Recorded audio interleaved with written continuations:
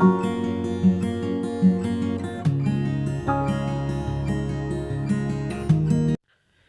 Everyone, कैसे हैं आप सभी लोग। स्वागत है एक बार फिर से आप सबका आपके अपने चैनल साइंस क्लासेस में। और जैसा आपको याद होगा कि हमारा क्लास 9th का केमिस्ट्री का ये चैप्टर चल रहा है एटम्स एंड मॉलिक्यूल्स, और ये उसका नेक्स्ट पार्ट है। लास्ट पार्ट जो उसका आया था उसमें हमने बात की थी डाल्टन्स एटॉमिक थ्योरी की, और उससे पहले का जो पार्ट आया था उसमें हमने बात की थी law of conservation of mass और लॉ ऑफ कांस्टेंट प्रोपोर्शन की। तो अगर आपने उन वीडियोस को नहीं देखा है तो आपसे रिक्वेस्ट है कि आप उन वीडियोस को देख लेंगे, ताकि एक सीक्वेंस में स्टडी आपकी होती रहे। और एक और चीज़ मैं आपको याद दिलाना चाहूँगा कि जब भी पढ़ने बैठे तो कॉपी पेन किताब लेके बैठे, ताकि आपको पढ़ने में आसानी हो, कहीं पे कोई भी प्रॉब्लम ना हो। तो चलिए हम स्टार्ट करते हैं अपना आज का वीडियो। और आज का हमारा जो टॉपिक है वो है कि सिंबॉलिक रिप्रेजेंटेशन ऑफ एलिमेंट्स, के एलिमेंट्स का सिंबॉलिक रिप्रेजेंटेशन कैसे हुआ और उनके लैटिन नेम का किस तरीके से अरेंजमेंट है। और इसके साथ साथ में हम लोग ये भी पढ़ने वाले हैं कि एटॉमिक रेडियस क्या होता है और एटम्स क्या हैं। इसके बारे में आज का हमारा ये वीडियो है। तो चलिए स्टार्ट करते हैं अपना आज का वीडियो। तो यहाँ मैंने एटम का डिफिनेशन लिख दिया है। पहले इस डिफिनेशन पे बात करते हैं, देखते हैं कि ये डिफिनेशन हमें क्या समझाने की कोशिश कर रहा है।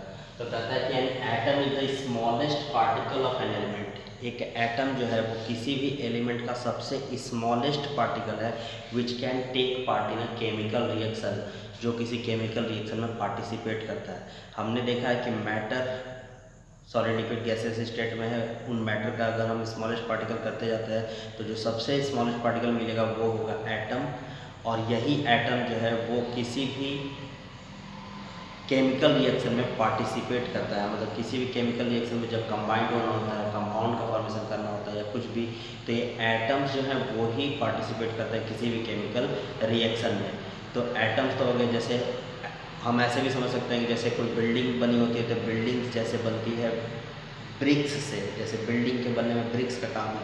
हमारा बॉडी जो बना हुआ है वो सेल से बना हुआ है। आपने बायोलॉजी में पढ़ा होगा कि स्मॉल सेल्स जो है वो हमारे बॉडी को कंस्टिट्यूट करते हैं। तो वैसे ही कोई भी मैटर जो है वो इन छोटे छोटे टीनी पार्टिकल्स के मिलने से बना होता है, और ये टीनी पार्टिकल्स एक्चुअली एटम्स होते हैं। ठीक है, फर्स्ट चैप्टर में हमने, फर्स्ट वीडियो में भी हमने इसकी बात की थी। उसके बाद बोलता है कि एटम्स इतने ज़्यादा छोटे होते हैं, इतने ज़्यादा छोटे होते हैं कि आप इमेजिन नहीं कर सकते कि कितने ज़्यादा छोटे होते हैं।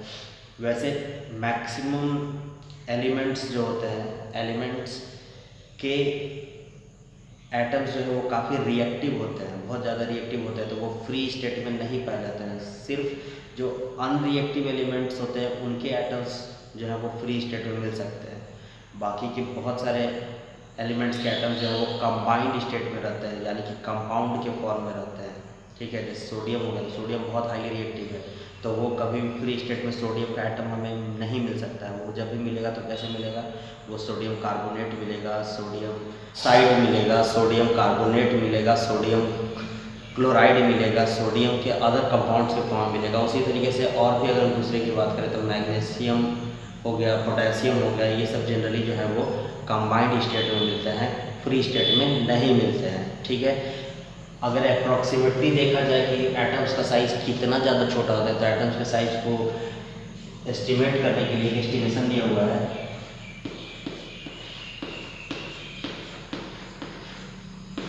3 करोड़ 50 लाख 3 करोड़ 50 लाख एटम्स जो है वो सिर्फ 1 सेंटीमीटर कॉपर के वायर में पाया जाता है। मतलब 1 सेंटीमीटर का अगर कॉपर का वायर लेते इतना छोटा सा, तो उसमें 3 करोड़ 50 लाख एटम्स जो है वो प्रेजेंट रहेंगे। सोचो, 3 crore 50 lakh atoms of copper are present in just 1 centimetre of copper wire.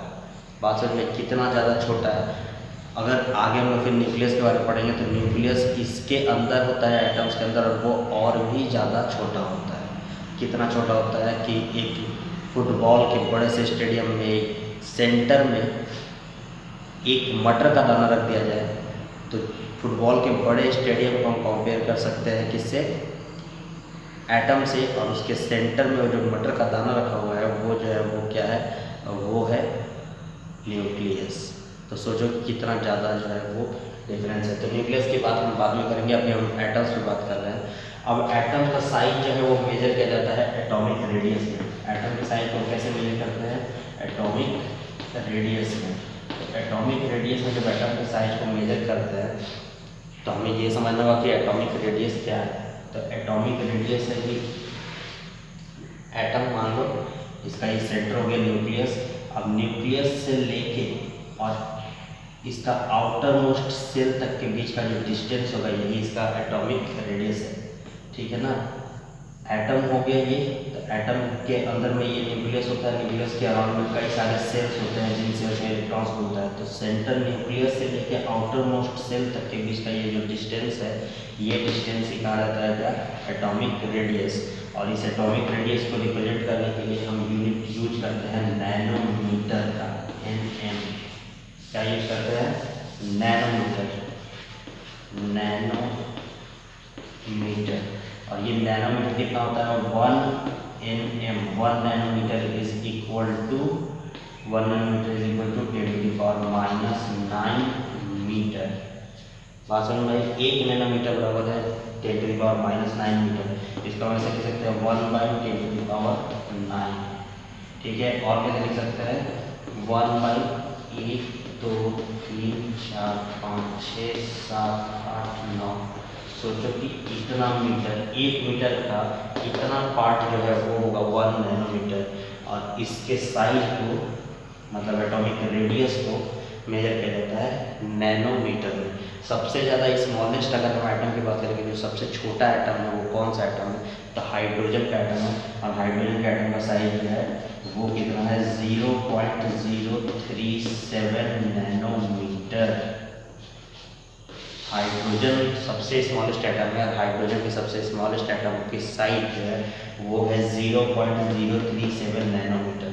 अब 0.037 नैनोमीटर का मतलब समझ में आनी क्या होगा? क्या? 0.037 × 10⁻⁹ मीटर। तो इतना जब हम करेंगे तो हमें जो साइज मिलेगा वो साइज होगा किसका? वो साइज होगा हाइड्रोजन के एटम का एक्चुअल साइज होगा, मतलब उसका एटॉमिक रेडियस में हम मेजर करके और साइज पता करेंगे, ठीक है। तो ये बात हुई क्या? ये बात हुई एटम्स के साइज की।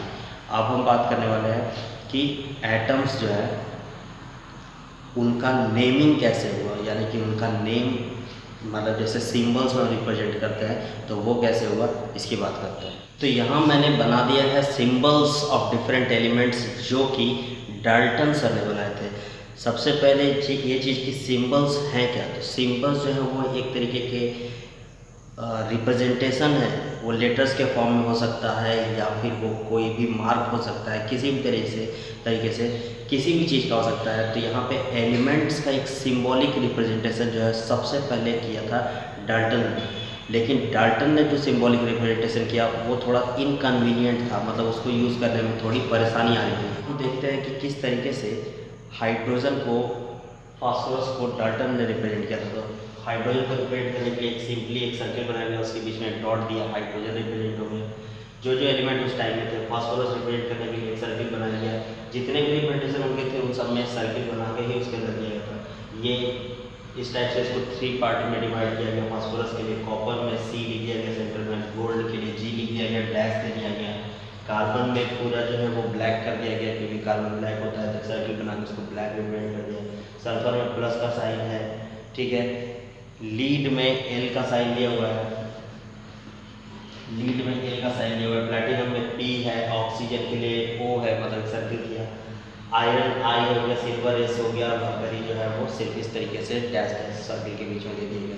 तो ये डाल्टन का रिप्रेजेंटेशन था, लेकिन ये काफ़ी इनकन्वीनियंट था और बाकी जितने भी आ रहे थे फिर उनमें जो है वो परेशानी हो रही थी नए एलिमेंट्स को बनाने में। तो फिर बाद में स्वीडन के एक साइंटिस्ट थे J.J. बर्जीलियस। डाल्टन के रिप्रेजेंटेशन में जो कमियां थी उसको दूर करने के लिए एक साइंटिस्ट हुए J.J. बर्जीलियस स्वीडन के। उन्होंने बताया कि इतना झंझट क्यों रखना है, क्यों बार बार सर्किल बनाना है, डिजाइन करना है।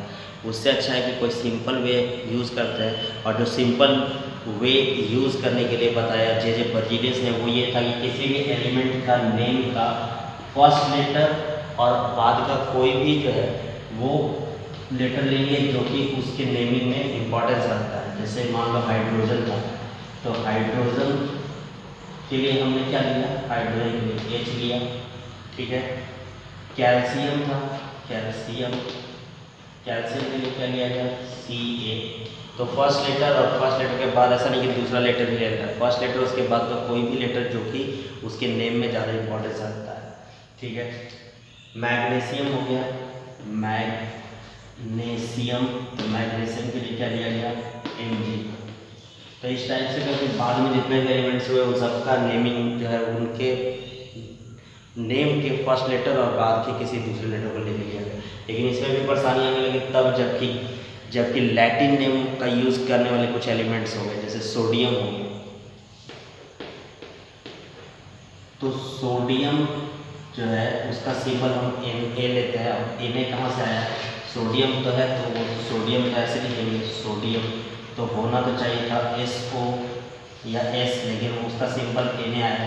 तो Na कहाँ से आया, Na आया इसके लैटिन नेम से, जो कि लैटिन नेम है इसका क्या, नाइट्रियम। तो सोडियम का लैटिन नेम है नाइट्रियम और नाइट्रियम से लिया गया Na। उसी तरीके से पोटेशियम, तो पोटेशियम का सिंबल जो है वो है K। अब K कहाँ से आया, पोटेशियम में K तो है, तो K आया कहाँ से, K आया कैलियम से, ठीक है।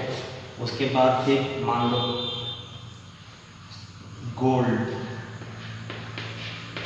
सोना का सिंबल जो है वो Au। Au कहाँ से आया, तो Au उसके लैटिन नेम से आया, जिससे ऑरम। सिल्वर का क्या, Ag, ये कहाँ से आया, अर्जेंटम, ठीक है। तो ये जो है वो क्या रिप्रेजेंट कर रहा है, वो रिप्रेजेंट कर रहा है कि लैटिन नेम से भी कुछ सिंबल्स को लिया गया है। और भी बहुत सारा है, जैसे लीड है,